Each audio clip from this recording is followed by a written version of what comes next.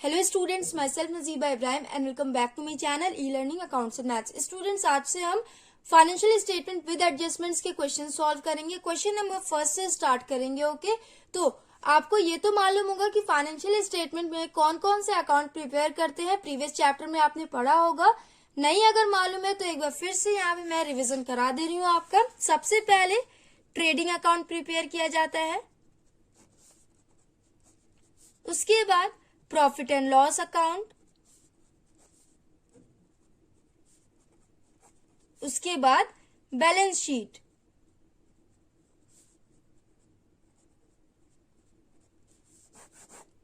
ये तीनों बनते हैं ना।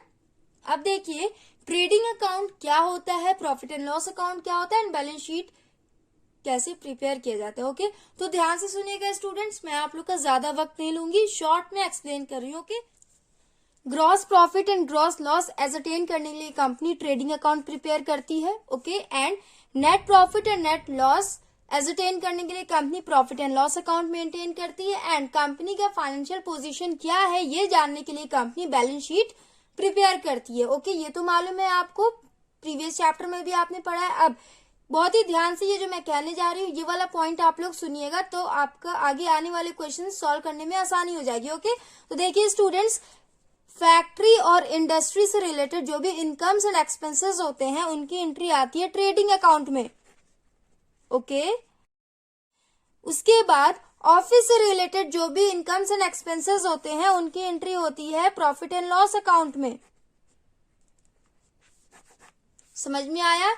एंड आपके क्वेश्चन में जो भी एसेट्स एंड लायबिलिटीज गिवन होते हैं उनकी एंट्री होती है बैलेंस शीट में। एसेट्स एंड लायबिलिटीज, ये तीनों पॉइंट समझ में आया? ये तीनों पॉइंट्स अगर आपको मालूम होगा कि फैक्ट्री से रिलेटेड जो भी एक्सपेंसेस और इनकम्स होते हैं उनकी एंट्री ट्रेडिंग में होती है, ऑफिस से रिलेटेड जो भी इनकम्स एंड एक्सपेंसेस होते हैं उनकी प्रॉफिट एंड लॉस में होती है, एंड सारे एसेट्स एंड लायबिलिटीज की एंट्री बैलेंस शीट में होती है। अगर ये तीनों आपका पॉइंट क्लियर हो जाएगा ना तो क्वेश्चन आपके लिए सॉल्व करना काफी इजी हो जाएगा। एडजस्टमेंट्स भी गिवन है ना, तो एडजस्टमेंट्स का हम कैसे यूज करते हैं बहुत ही ध्यान से देखिएगा। बहुत ही इजी पॉइंट्स है सारे। ओके, काफी इजी क्वेश्चन है, कंफ्यूज होने की जरूरत नहीं है। स्टार्ट करते हैं। देखिए question number first, outstanding and prepaid expense. ये क्या होता है? आउटस्टैंडिंग एक्सपेंसेस वो सारे एक्सपेंसेस जिसमें कंपनी ने अभी पे किया नहीं है। For example, wages outstanding and salaries outstanding. Company ने अभी लेबर्स को वेजेस पे किया नहीं है, कंपनी को पे करना है। ओके, कंपनी ने अभी सैलरीज पे किया नहीं है, एम्प्लॉयज को पे करना है। ओके, एंड प्रीपेड एक्सपेंसेस वो सारे एक्सपेंसेस जो कंपनी एडवांस में पे कर देती है, पेड इन एडवांस। ओके, जैसे जुलाई में ही कंपनी ने अगस्त का भी पेमेंट दे दिया। ओके, तो उसे हम प्रीपेड एक्सपेंस कहते हैं।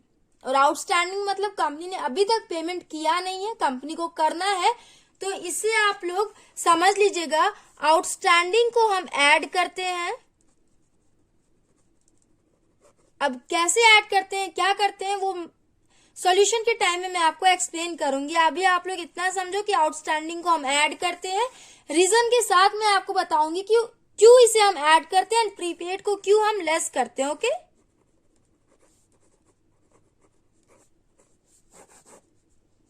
समझ में आया आपको? चलिए question number first, the following are the balances extracted from the books of Raghunath ji as on 31 March 2019।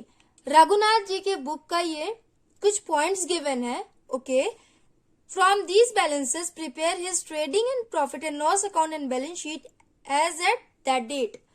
इन सारे पॉइंट से हमें trading account, profit and loss account and balance sheet prepare करना है। ओके, तो सबसे पहले हम ट्रेडिंग एंड पीएल अकाउंट बनाते हैं ना, तो यहाँ पे मैंने फॉर्मेट ऑलरेडी बना रखा है।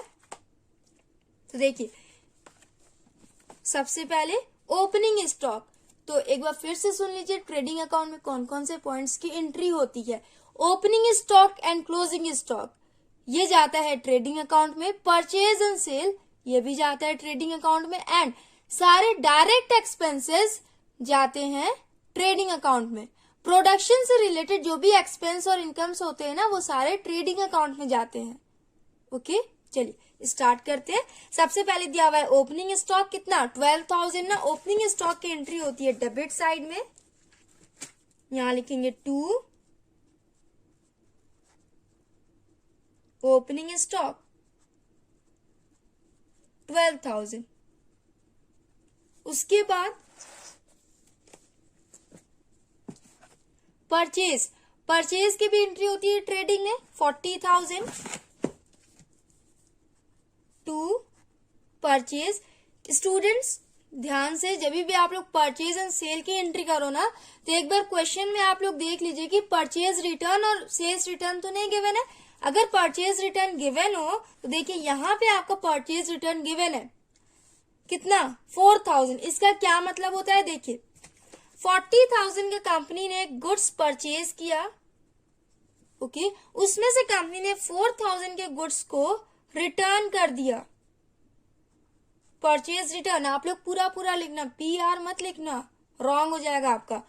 4,000 का कंपनी ने रिटर्न कर दिया, तो कंपनी के पास कितना गुड्स आया, कितने का माल आया कंपनी के पास 36,000 का, ओके, तो 36,000 यहाँ पे हो जाएगा। उसके बाद सेल्स दिया हुआ है 86,000 एंड सेल्स रिटर्न दिया हुआ है 6,000। मतलब कंपनी ने यहाँ सेल्स की एंट्री क्रेडिट में होती है। क्यों क्रेडिट में होती है ये भी मैं आपको बता दूं। सारे इनकम्स की एंट्री क्रेडिट साइड होती है, सारे एक्सपेंसेस की एंट्री एंड लॉसेस की एंट्री डेबिट साइड में होती है। कंपनी जब गुड्स परचेज करती है तो बदले में कैश पेमेंट करती है ना, ओके, कंपनी से पैसा बाहर जाता है, एक्सपेंस हो रहा है कंपनी का, इसीलिए परचेज की एंट्री डेबिट में होती है। एंड जब भी कंपनी कोई भी गुड्स को सेल करती है तो बदले में कंपनी कैश रिसीव करती है। कैश कंपनी के पास आ रहा है, इनकम हो रहा है, इसलिए इसकी एंट्री हम क्रेडिट में करते हैं, ओके। 86,000 का कंपनी ने सेल किया, बट उसमें से सेल्स रिटर्न 6,000 का माल वापस आ गया, तो कितने का इनकम हुआ कंपनी को 80,000 का। स्टूडेंट्स SR ना लिखना, सेल्स रिटर्न लिखना एंड परचेज रिटर्न लिखना, ओके। उसके बाद आपके क्वेश्चन में दिया हुआ है, देखिए डिस्काउंट, डिस्काउंट आता है आपका इनडायरेक्ट एक्सपेंस में, ओके, तो इसकी एंट्री प्रॉफिट एंड लॉस में होगी। सेल्स रिटर्न की एंट्री हमने कर ली है, बिल्डिंग्स एसेट में आता है तो ये बैलेंस शीट में जाएगा, डेटर्स एसेट होता है तो ये भी बैलेंस शीट में जाएगा। सैलरीज, स्टूडेंट्स बहुत ही ध्यान से ये वाला पॉइंट आप लोग देखिएगा, वेजेस और सैलरी में क्या फर्क है। तो वेजेस दिया जाता है लेबर्स को, ओके, लेबर्स कहाँ काम करते हैं, ऑफिस में नहीं काम करते हैं, फैक्ट्री में काम करते हैं, इंडस्ट्री में काम करते हैं, तो ये हो जाएगा फैक्ट्री से रिलेटेड एक्सपेंस। एंड सैलरीज दिया जाता है एम्प्लॉयज को, ओके, एम्प्लॉयज कहाँ होते हैं, ऑफिस में, तो ये हो जाएगा ऑफिस से रिलेटेड एक्सपेंस। समझ में आया आपको। वेजेस मतलब मजदूरी होता है। किसी भी ऑफिस एम्प्लॉय को आपने ये कहते हुए नहीं सुना होगा कि इस महीने की मजदूरी नहीं मिली। ऑफिस एम्प्लॉय ये नहीं कहता है, ऑफिस एम्प्लॉय कहता है कि इस महीने का हमें सैलरी नहीं मिला, बट लेबर ये कहता है कि हमें मजदूरी नहीं मिली, ओके। तो इन दोनों का डिफरेंस आप लोग समझो, वेजेस। और एक और पॉइंट, कभी कभी आपके क्वेश्चन में वेजेस एंड सैलरीज गिवन होता है एंड कभी कभी सैलरी एंड वेजेस गिवन होता है, तो इन दोनों में क्या फर्क है। जब भी आपके क्वेश्चन में पहले वेजेस लिखा हो तो ये जाता है ट्रेडिंग में, ओके, एंड जब भी क्वेश्चन में पहले सैलरी लिखा हो तो ये जाता है P&L में। ऐसा पॉइंट आपने पीछे के क्वेश्चंस में देखे होंगे, शायद आपको लास्ट चैप्टर में मिला होगा, अगर नहीं मिला है तो आगे आपको इसमें भी मिल जाएगा, तो कंफ्यूजन आप लोग दूर कर लेना, ओके। अगर वेजेस पहले हो तो ट्रेडिंग में, सैलरी पहले हो तो प्रॉफिट एंड लॉस में, ओके। तो देखिए वेजेस जाता है ट्रेडिंग अकाउंट में एंड सैलरी जाता है प्रॉफिट एंड लॉस में। यहाँ सैलरी दिया हुआ है, ये जाएगा प्रॉफिट एंड लॉस में। उसके बाद ऑफिस एक्सपेंसेस, ऑफिस एक्सपेंस है ना तो प्रॉफिट एंड लॉस में जाएगा। वेजेस दिया हुआ है, मैंने बताया वेजेस जाता है ट्रेडिंग में। ये आ जाता है डायरेक्ट एक्सपेंस में। ओके, यहाँ लिखेंगे टू वेजेस एंड। अब देखिए आपके एडजस्टमेंट का यहाँ पे क्या रोल है। यहाँ लिखा हुआ है point second, wages 2000 and salaries 1200 are outstanding. मतलब 2000 का वेजेस और पे करना है, अभी तक कंपनी ने पे नहीं किया है। 1200 सैलरी पे करना है, अभी तक कंपनी ने पे नहीं किया है। तो ये वाला वेजेस है 10,000, कंपनी को 10,000 पे करना है वेजेस, प्लस 2000 का आउटस्टैंडिंग है। तो टोटल कंपनी को कितना वेजेस पे करना है? टोटल 12,000 वेजेस पे करना है। इसीलिए हम ऐड करते हैं 2000 का वेजेस अभी तक कंपनी ने पे नहीं किया है, जो एडजस्टमेंट में आपका बता रहा है। हो सकता है वो लास्ट ईयर का हो, करंट ईयर में कंपनी को 10,000 पे करना था और लास्ट ईयर कंपनी ने 2000 का पेमेंट नहीं किया है, तो वो आउटस्टैंडिंग कहलाएगा। ओके, तो टोटल कंपनी को 12,000 वेजेस पे करना है। उसके बाद देखिए परचेज रिटर्न की एंट्री हमने कर ली है। इंटरेस्ट आता है इनडायरेक्ट एक्सपेंस में, तो वो जाएगा प्रॉफिट एंड लॉस में। ट्रैवलिंग एक्सपेंस भी प्रॉफिट एंड लॉस में जाता है। फायर इंश्योरेंस प्रीमियम भी प्रॉफिट एंड लॉस में। मशीनरी एसेट होता है तो बैलेंस शीट में जाएगा। कैरेज ऑन परचेज, कंपनी ने परचेज किया है तो उस पर कंपनी को कैरेज पे करना पड़ा। परचेज आपका किस में जाता है? ट्रेडिंग में ना। तो जब परचेज ट्रेडिंग में जाता है तो परचेज पे ही कंपनी ने कैरेज पे किया है, तो उसी से रिलेटेड हो जाएगा ये एक्सपेंस, मतलब ये डायरेक्ट एक्सपेंस होगा। तो ये चला जाएगा ट्रेडिंग में। यहां लिखेंगे to carriage on purchase.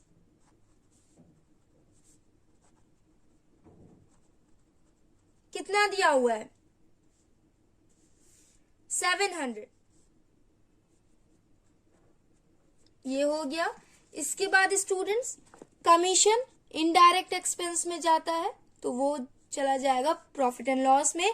Cash in hand asset होता है, बैलेंस शीट में जाएगा। रेंट एंड टैक्सेस ये होता है इनडायरेक्ट एक्सपेंस एंड ये जाएगा प्रॉफिट एंड लॉस में। कैपिटल एंड क्रेडिटर्स दोनों लायबिलिटी होती है, तो बैलेंस शीट में जाएगा। उसके बाद students closing stock was valued at 16,000। मैंने आपको पहले ही बताया opening stock and closing stock in दोनों की एंट्री होती है ट्रेडिंग में। तो यहां हो जाएगा बाई क्लोजिंग स्टॉक। कितना हो जाएगा ये?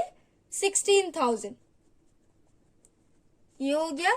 स्टूडेंट्स एक और पॉइंट बहुत ही ध्यान से सुनिएगा आप लोग, ये जो भी एडजस्टमेंट्स है ना, इनकी कहीं भी दो अकाउंट में एंट्री होती है। सारे एडजस्टमेंट्स की एंट्री बैलेंस शीट में होती है, बट किसी की एंट्री ट्रेडिंग में होती है, किसी की एंट्री प्रॉफिट एंड लॉस में होती है। तो इन सारे एडजस्टमेंट्स की एंट्री किसी भी दो अकाउंट्स में होती है, या तो ट्रेडिंग एंड बैलेंस शीट या तो profit and loss and balance sheet. Trading account हमने कंप्लीट कर लिया, आप टोटल कर लेंगे 80,000 प्लस 16,000, ये हो जाएगा 96,000। उसके बाद 12,000 प्लस 36,000 प्लस 12,000 प्लस 700, ये हो जाएगा 60,700। तो यहाँ पे माइनस करेंगे 96,000 माइनस 60,700, कितना हो जाएगा ये? 35,300।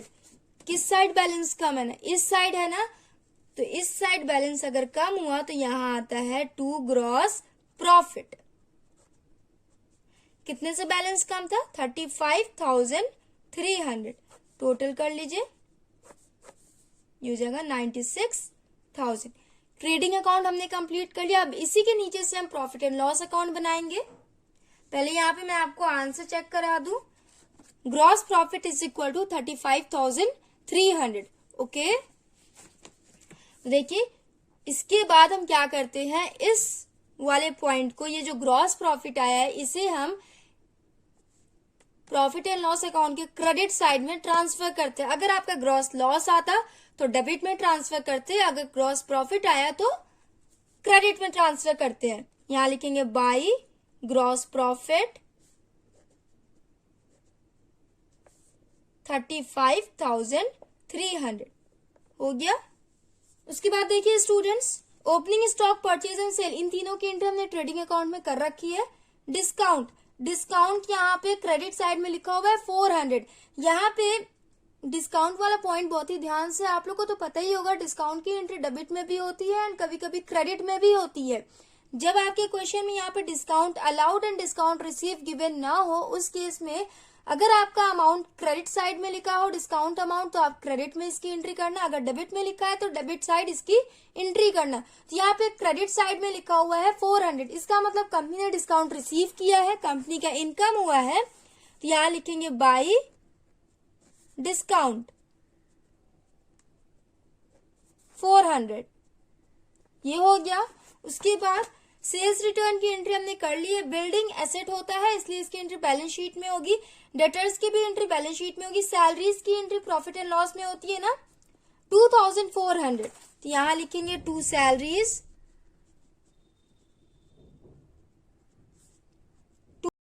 2400।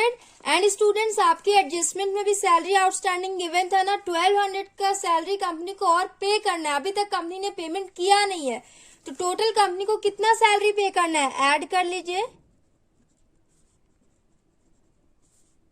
1200, 3600 कंपनी को सैलरी पे करना है। आउटस्टैंडिंग है, अभी तक कंपनी ने पे नहीं किया, इसीलिए हम आउटस्टैंडिंग्स को ऐड करते हैं। ओके, उसके बाद इस साइड देखिए ऑफिस एक्सपेंस, ऑफिस एक्सपेंसेस की एंट्री प्रॉफिट एंड लॉस में होती है ना, 1200, यहां लिखेंगे टू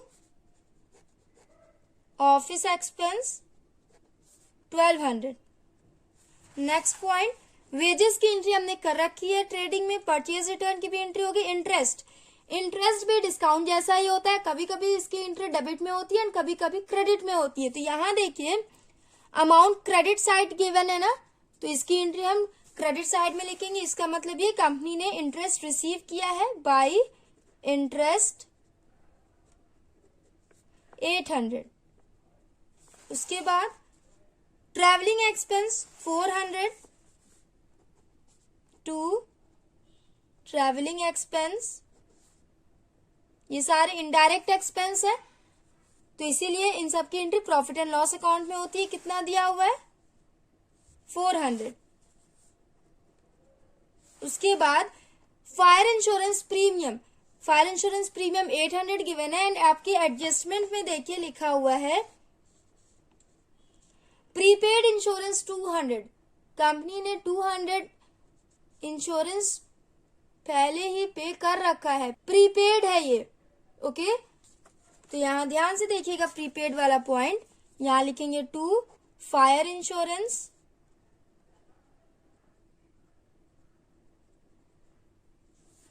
कितना दिया हुआ है 800 ना, यहां लिखेंगे 800 एंड कंपनी ने 800 में से 200 को ऑलरेडी पे कर रखा है, पहले ही कंपनी ने दे दिया, अब कंपनी को नहीं देना पड़ेगा, तो इसीलिए हम प्रीपेड को लेस करते हैं।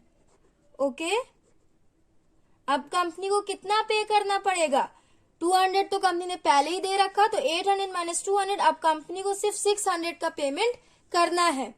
ओके, उसके बाद देखिए मशीनरी एसेट होता है, तो इसलिए इसकी एंट्री बैलेंस शीट में होगी। कैरेज ऑन परचेज की एंट्री हमने ट्रेडिंग में कर रखी है। कमीशन कितना दिया हुआ है 400, डेबिट साइड में गिवन है ना अमाउंट, तो यहां लिखेंगे 400 टू कमीशन, मतलब कंपनी ने पे किया होगा कमीशन 400, हो गया। इसके बाद कैश इन हैंड एसेट होता है, तो इसकी एंट्री बैलेंस शीट में होगी। रेंट एंड टैक्सेस कितना दिया हुआ है 1800 ना, एंड यहाँ पे देखिए एडजस्टमेंट में adjustment number 3, rent for 2 months at the rate of 500 per month is outstanding, मतलब कंपनी ने 2 महीने का रेंट अभी तक पे किया नहीं है। ओके, तो करंट ईयर में टोटल कंपनी कितना रेंट पे करेगी, यहाँ 1800 टू रेंट एंड टैक्सेस आप लोग लिख लेना, चलो लिख देते हैं 800 एड आउटस्टैंडिंग। यहाँ देखिए स्टूडेंट्स 2 महीने का पे करना है एंड 1 महीने का रेंट 500 है, तो 500 इंटू 2 कितना हो जाएगा 1000 ना, 1000 रेंट कंपनी को और पे करना है, तो टोटल कितना पे करना पड़ेगा 1800। ये हो गया। इसके बाद देखिए कैपिटल एंड क्रेडिटर्स, ये दोनों लायबिलिटी होती है, तो बैलेंस शीट में इसकी एंट्री होगी। क्लोजिंग स्टॉक की एंट्री हमने ऑलरेडी कर रखी है, एक ट्रेडिंग अकाउंट में एंड सेकंड बैलेंस शीट में इसकी एंट्री होगी। Wages and salary outstanding entry हो गई है, रेंट की एंट्री हो गई है। डेप्रिसिएशन एक्सपेंस होता है, तो इसकी एंट्री प्रॉफिट एंड लॉस में जाती है एंड बैलेंस शीट में जाती है। ओके, तो यहाँ देखिए बिल्डिंग पे 5% का डेप्रिसिएशन लगा एंड मशीनरी पे 10% का। तो बिल्डिंग का वैल्यू आपकी बैलेंस शीट में दिया हुआ है 50,000। 50,000 का 5% कैलकुलेट करिए, ये हो जाएगा 2500। तो यहाँ लिखेंगे टू डेप्रिसिएशन,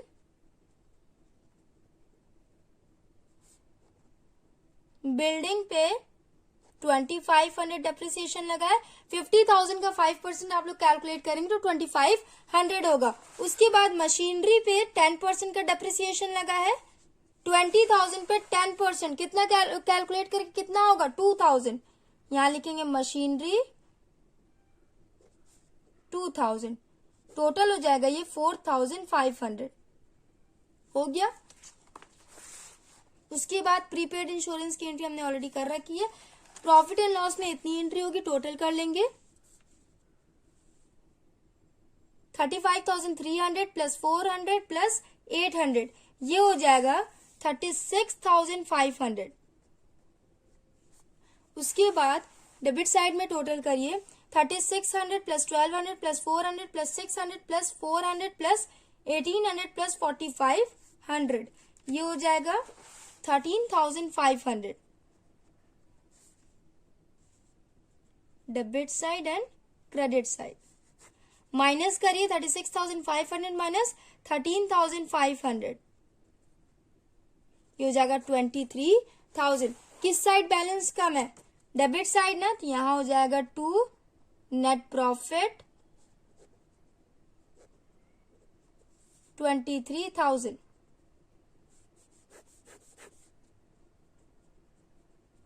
टोटल कर लीजिए 36,500। सो स्टूडेंट्स, हमने प्रॉफिट एंड लॉस अकाउंट भी बना लिया। अब हम बैलेंस शीट बनाएंगे। बैलेंस शीट में सबसे पहले देखिए एसेट की एंट्री करेंगे।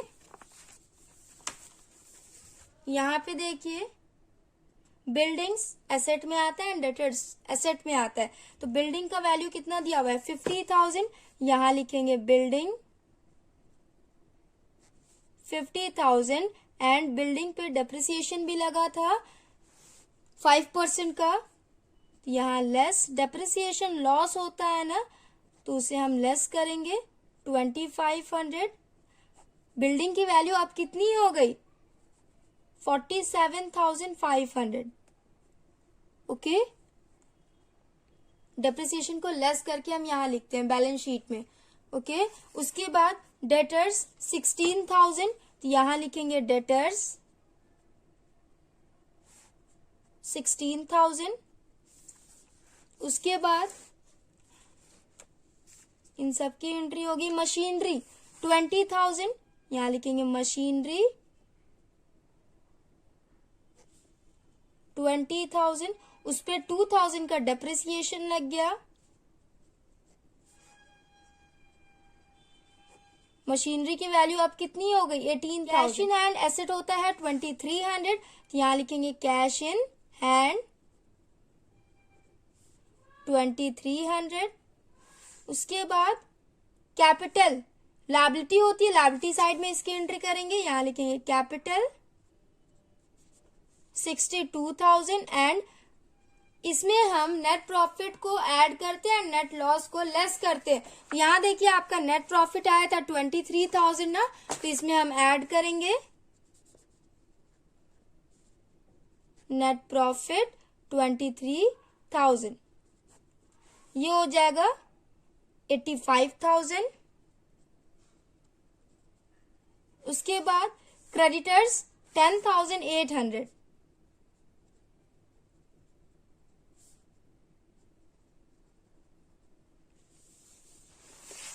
और सारे पॉइंट्स की हमने एंट्री कर ली है। देखिए स्टूडेंट्स, मैंने आपको बताया था ना सारे एडजस्टमेंट्स की एंट्री बैलेंस शीट में होती है। ओके, तो यहाँ देखिए क्लोजिंग स्टॉक 16,000 है, स्टॉक एसेट होता है ना, तो इसलिए क्लोजिंग स्टॉक की एंट्री एसेट साइड में करते हैं।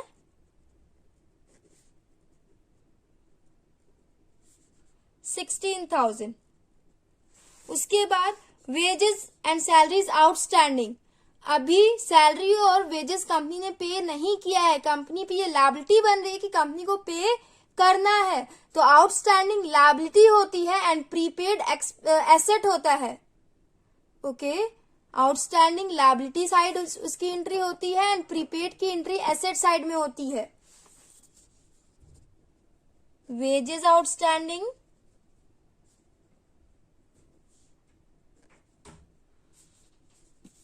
कितना दिया हुआ है 2000, सैलरी आउटस्टैंडिंग